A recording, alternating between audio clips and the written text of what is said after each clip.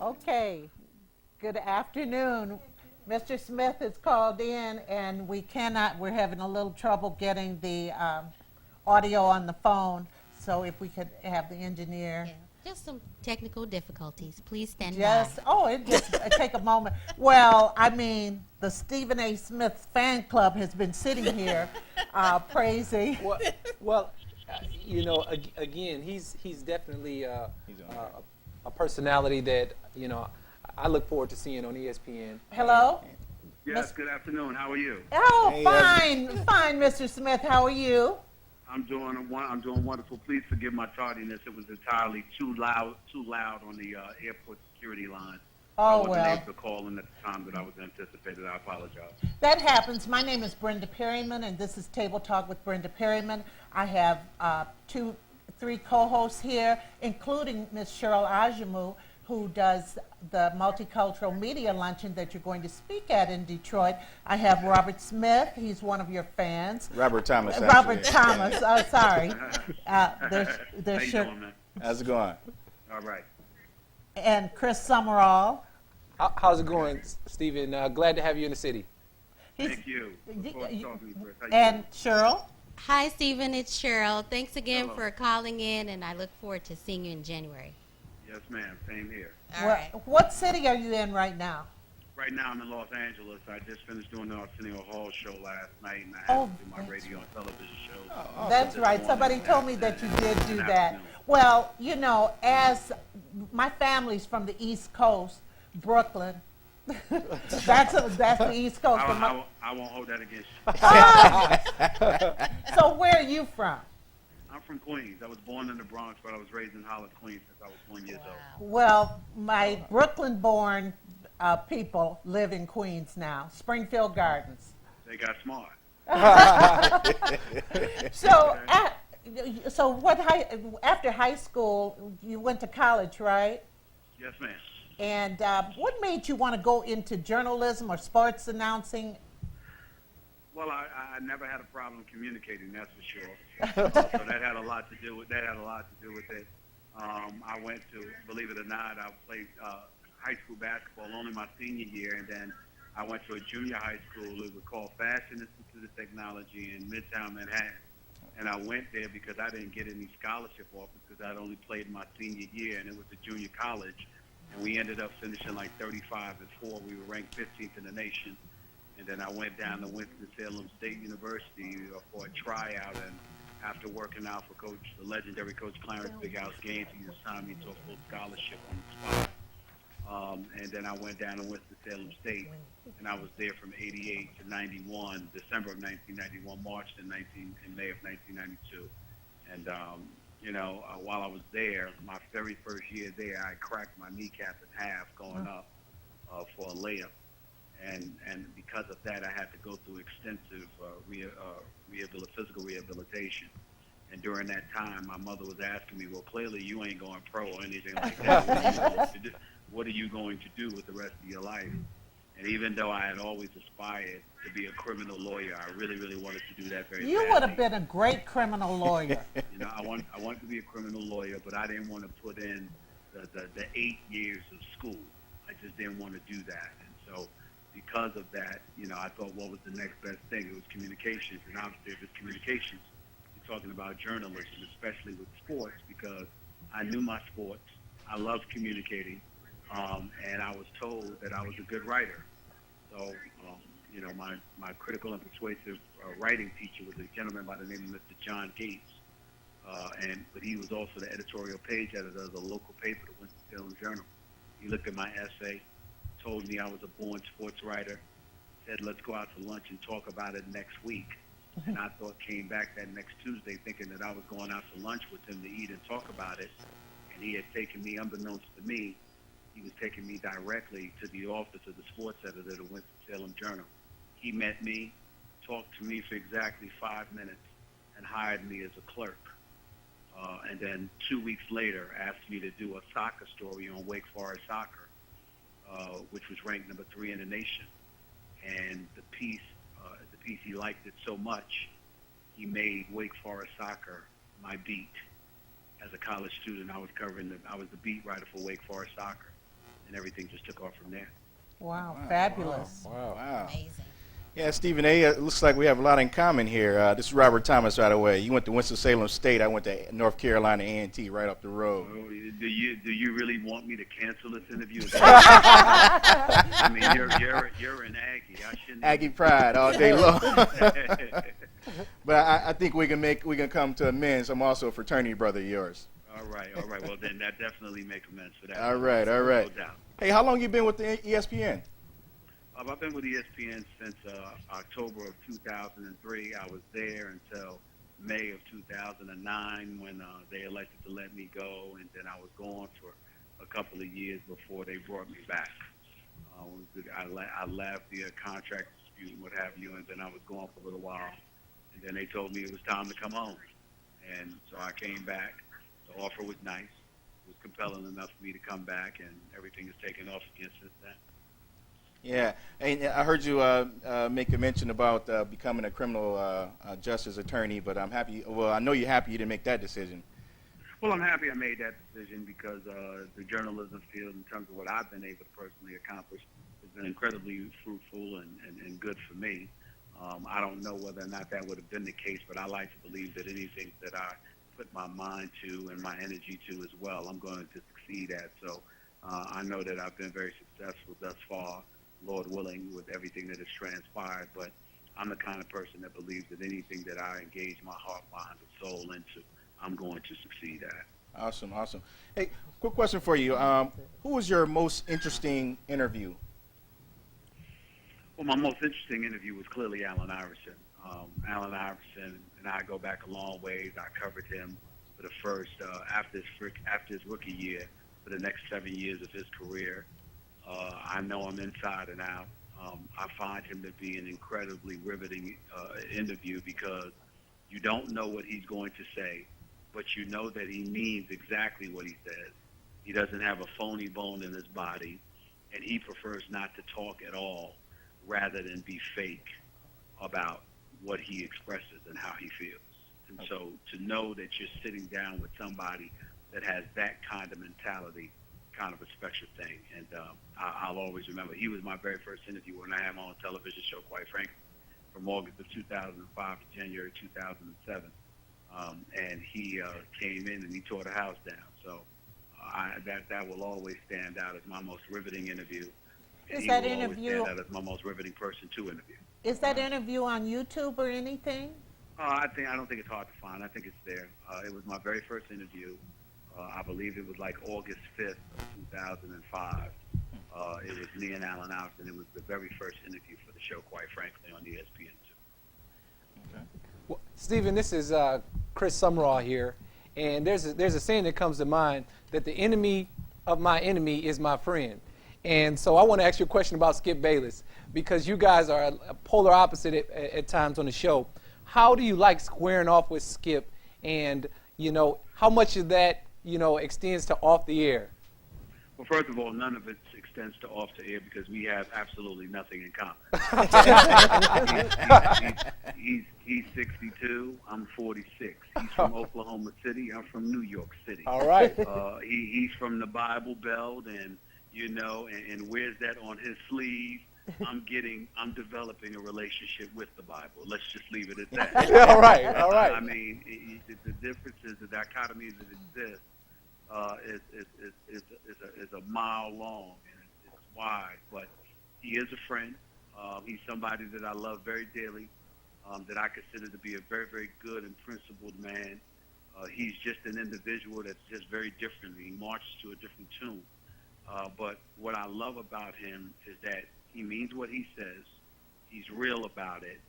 And more importantly, because of his fearlessness in addressing and attacking various issues that permeate our society, it gives me a license to do so as well.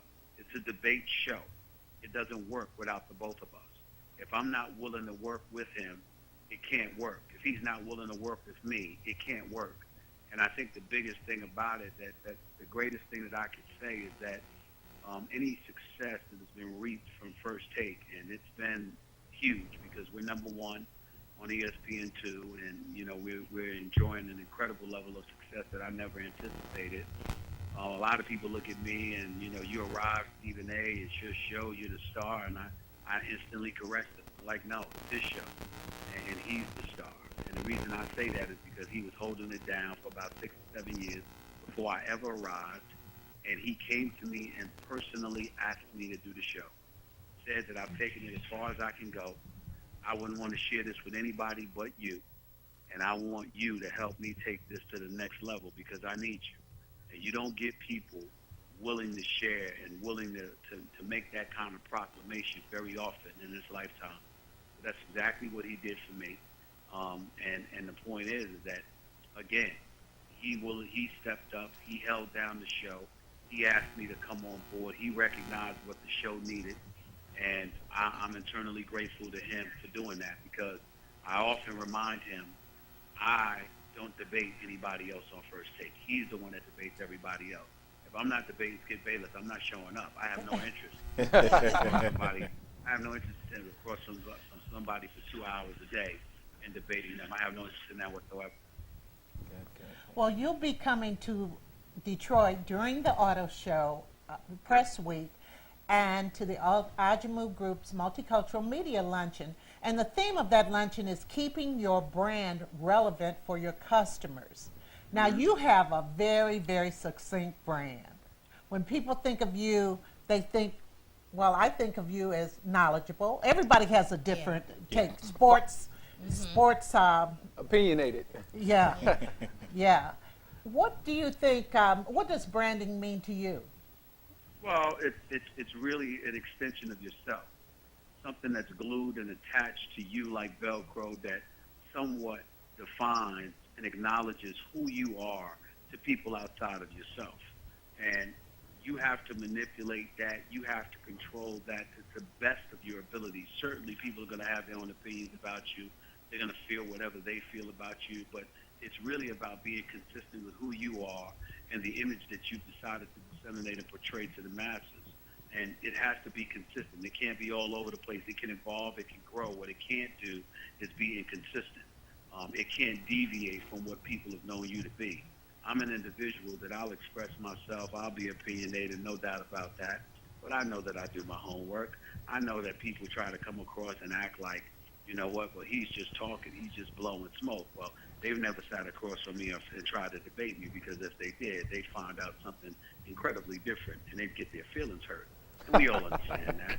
But the reality is that when you're out there and you're doing the kind of things that I've been able to do and that I've been blessed to do, you know, I've never really, at the beginning stages anyway, I did not try to build a brand, nor did I try to foster a brand. I was just doing what I did to earn an honest living and to be the best that I could be at it. What happened is that ultimately the things that I did ended up getting attached to me. And the reason I didn't mind it being attached to me is because whether it's screaming or me being mellow, whether it's me playing around being the love doctor, whether it's me being introspective and cerebral and approaching things that way, all of those things are facets of my personality. They are things that I do on a daily basis. I'm not one-dimensional.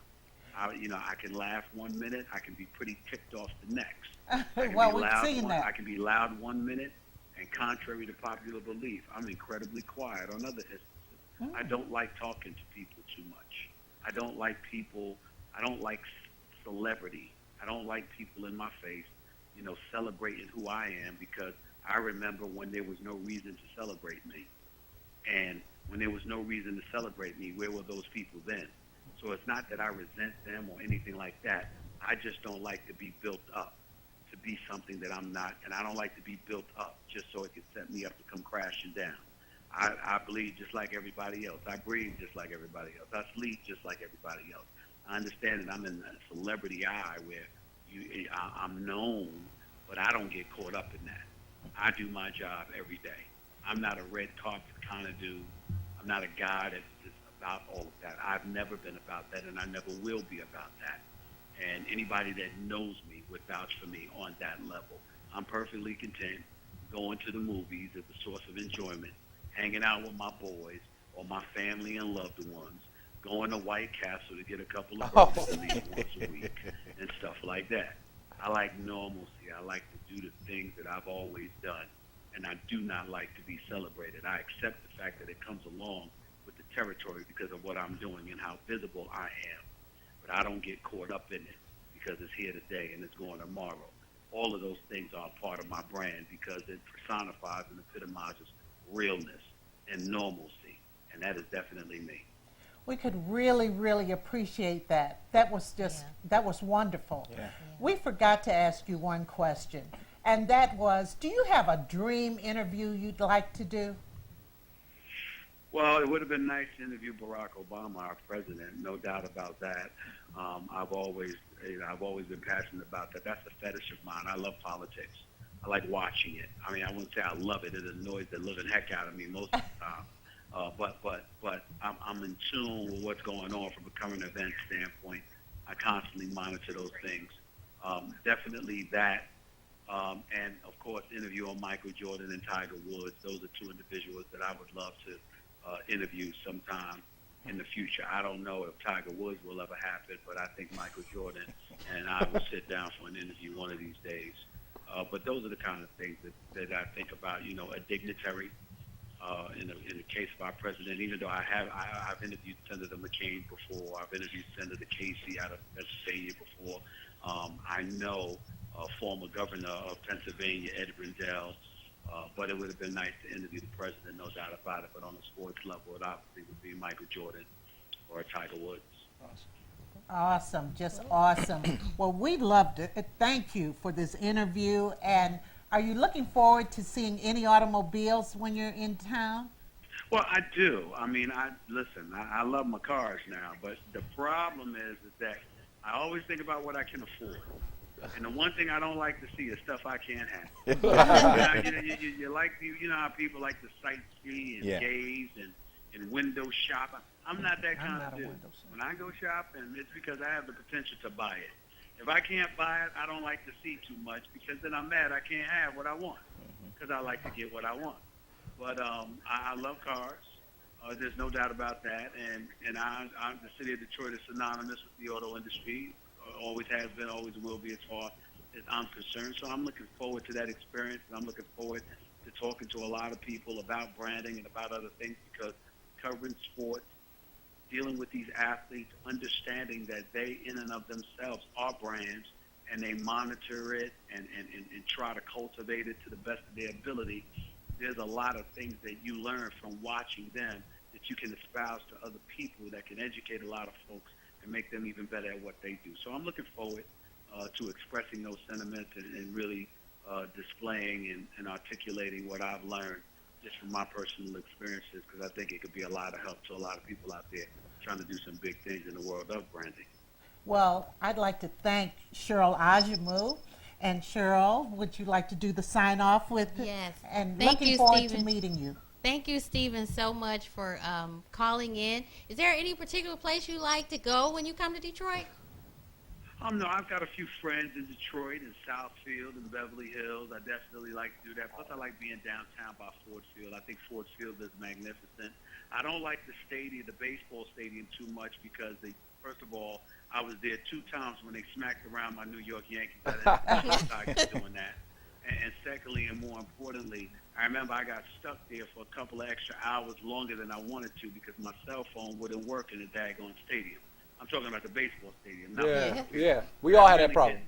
That really irritated me. But outside of that, again, you know, the city of Detroit is a great town, very, very knowledgeable and passionate people, and I definitely can appreciate something like that. And I got a lot of friends there as well, so it's all good. Well, we're looking forward to seeing you, and thank you very Thank you much, again. and have safe travels. Appreciate it, Stephen A. Thanks a Take lot. care. Thank you. All right. Wow, that was so nice. Yeah, it's a good interview. Great interview. Great interview. Very candid, very honest, and I really appreciate what he was saying about not being celebrated. He just wants to, you know, the things that make him happy make him happy. Stay grounded. That's Yeah. what I took from him. He's staying grounded, and you can tell that he's not. Those aren't just words. You can feel the passion behind what he was saying. Oh yeah, I choked up. Hey, it's